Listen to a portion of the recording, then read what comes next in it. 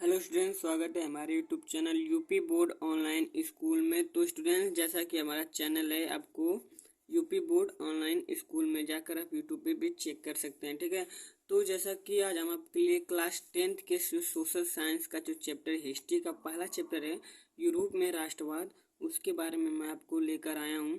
तो जैसा कि आप लोग अपने अध्यापकों से बड़े बड़े आंसरों से पक गए होंगे, जैसे कि हमारे भी स्कूल में होता था। ठीक है, तो जैसे कि आपको मैं एकदम कहानी के लेवल पे पढ़ाऊंगा, जैसे कि आप अपने घरों में या अपने मोबाइलों में कहानी सुनते हैं, उसी तरह मैं आपको एकदम कहानी के बेस पे बताऊंगा, जिससे कि आपको एक चैप्टर एकदम से समझ में आए और और आप अपने आप से ही आंसर बनाकर लिख लें, जिससे कि आपको अध्यापकों का बड़े बड़े आंसर्स को नहीं लिखना पड़े। ठीक है, तो आइए स्टार्ट करते हैं वीडियो। तो इस वीडियो स्टार्ट करने से पहले आप हमारे कॉन्टैक्ट नंबर को अपने मोबाइल फ़ोन में ऐड कर लीजिए, जिससे कि आपको किसी भी क्लास का पीडीएफ चाहिए तो आप इस नंबर पर व्हाट्सएप कर सकते हैं। ठीक है, तो जैसे कि हमारा जो पहला चैप्टर है यूरोप में राष्ट्रवाद, तो उसमें जो राष्ट्रवाद का मतलब होता है अपनेपन की भावना। ठीक है, अपना मान लेना, यानी किसी देश को जो आप मान लेते हैं, अपना मान लेते हैं। जैसे कि आपके देश में अगर कुछ भी बुरा हो या अच्छा हो, तो आप कहते हैं हमारा देश आगे बढ़ रहा है या हमारा देश पीछे हो रहा है। यानी जो आपके देश को जो नुकसान हो रहा है, उससे आपका भी नुकसान हो रहा है, यानी कि अपनेपन का लगाव होता है। ठीक है, तो उसी को अपनेपन की भावना कहते हैं। ठीक है, कि आपके प्रति आपके देश में कितना लगाव है, उसी को राष्ट्रवाद या अपनेपन की भावना कहते हैं। ठीक है, तो आइए स्टार्ट करते हैं। जैसे कि राष्ट्रवाद तो हो गया, तो कहानी स्टार्ट होती है। तो एक देश होता है, ठीक है, फ्रांस। फ्रांस नाम का एक देश होता है, जहाँ पर एक शासक शासन करता है, उसका नाम होता है लुई 16वां। ठीक है, तो लुई 16वां वहाँ फ्रांस के पर शासन करता है। ये एक बहुत ही बेकार शासक होता है। ठीक है, बहुत ही निरंकुश शासक होता है। ये सिर्फ अपने बारे में ही सोचता था। ठीक है, जनता इससे परेशान है, इसको कोई भी फर्क पड़ता नहीं था। ठीक है, तो इस बेकार शासक से इसकी जनता बहुत ही परेशान थी। ठीक है, इसकी जनता बहुत ही परेशान थी। तो यहाँ की जनता ने निर्णय लिया कि हम इस राजा के प्रति विरोध करेंगे। ठीक है, तो जनता द्वारा विरोध करने का इन लोगों ने निर्णय लिया।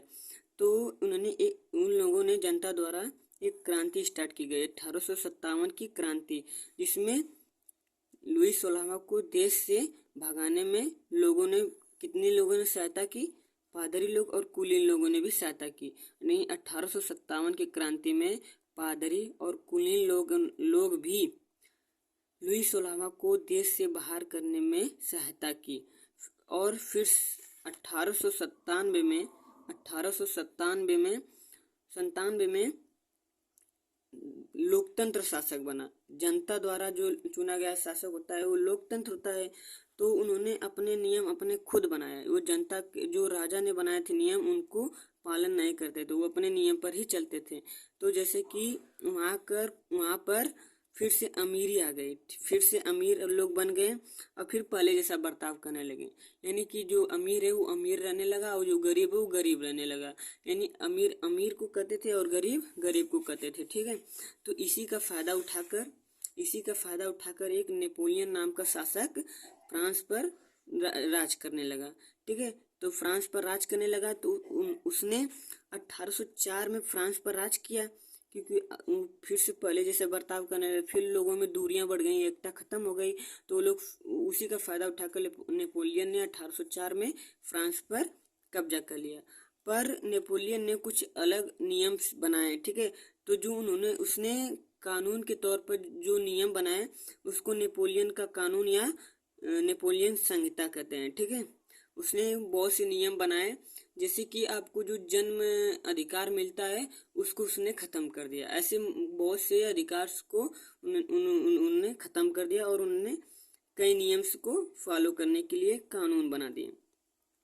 पर नेपोलियन ने अपने साथ साथ, यानी फ्रांस के साथ साथ, उसने और भी देशों को, यानी उसके जो आसपास के देश थे उस पर भी कब्जा करने लगा। ठीक है, उस पर भी कब्जा करने लगा। तो जिस देश पर उसने कब्जा किया थे, वहाँ के राजाओं ने नेपोलियन को 1815 में हरा दिया। ठीक है, वहाँ के देश वाले जो थे एक एक कमेटी बनाकर नेपोलियन को 1815 में हरा दिया। तो उस कमेटी का नाम था वियना संधि। ठीक है, तो वियना संधि क्या है, इसमें नेपोलियन से परेशान होकर, ठीक है, इसमें नेपोलियन से परेशान होकर जो उस पर हमला कर दिए, ठीक है। तो जो बाहरी देश के जो राजा वजा थे, वो नेपोलियन पर इस परेशान होकर कि हमारा देश अब कब्जा कर रहा है बार बार हर सिटी को, हर शहर को, तो उसी सभी लोगों ने मिलकर नेपोलियन पर हमला किया और नेपोलियन हार गया, ठीक है। तो कहानी चलती है अब वियना संधि पर, यानी वियना संधि में कौन कौन से देश शामिल थे नेपोलियन को हराने के लिए, ठीक है। तो पहला था प्रसा, दूसरा था बेल्जियम, तीसरा था ब्रिटेन और चौथा था ऑस्ट्रिया। इन 4 देशों ने नेपोलियन को हरा दिया। तो फिर पुनः वो पहले जैसा हो गया, ठीक है, जैसा पहले था फिर पुनः पहले जैसा हो गया। फिर कहानी जाती है 1830 के दशक में। 1830 के दशक में कहानी जाती है और वहाँ पर देखते हैं कि जनसंख्या बहुत बढ़ चुकी है, और वहाँ पर जब जनसंख्या बढ़ चुकी है तो बेरोजगारी भी बढ़ गई है, क्योंकि वहाँ पर अब मशीनों का आविष्कार हो चुका था और वहाँ पर झोपड़ियों में रहने लगे थे लोग सब, क्योंकि जब मशीनों का आविष्कार हो चुका था कि तो सारे काम मशीन करती थी, यानी आदमियों की जरूरतें नहीं पड़ती थी, तो इसलिए सभी लोग बेरोजगार होते चले गए, ठीक है।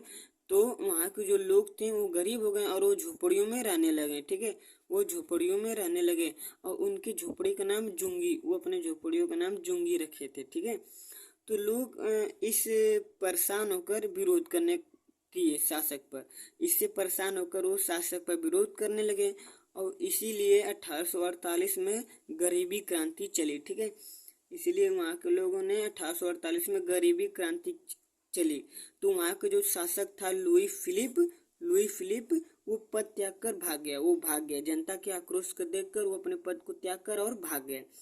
तो उसके बाद सबको अपना अपना हक मिला, ठीक है, उसके बाद सबको अपना अपना हक मिला, जो उनका हक था वो उनको आसानी से मिल गई और फिर से जो पहले जैसा था वैसे ही चलने लगा, ठीक है। तो स्टूडेंट्स, जैसा कि ये कहानी थी और इसके बाद 2 इम्पोर्टेंट टॉपिक आते हैं, इटली का एकीकरण और जर्मन का एकीकरण, और ये बहुत ही इम्पोर्टेंट है क्योंकि आपकी परीक्षाओं में पूछे जाते हैं, ठीक है। तो मैं आपको अलग अलग क्लास करके एक बार इटली का एकीकरण और एक बार जर्मन का एकीकरण लेकर आऊँगा, जैसा कि एकदम फुल कहानी के, ये फुल स्टोरी के बेस पर आएगा, जैसा कि आपको समझने में थोड़ा से भी कंफ्यूजन नहीं होने वाला है, ठीक है। तो वीडियो आपको अच्छा लगा तब हमारे चैनल को लाइक, सब्सक्राइब और शेयर कीजिए और स्टूडेंट्स कमेंट करना ना भूलिए। Thank you.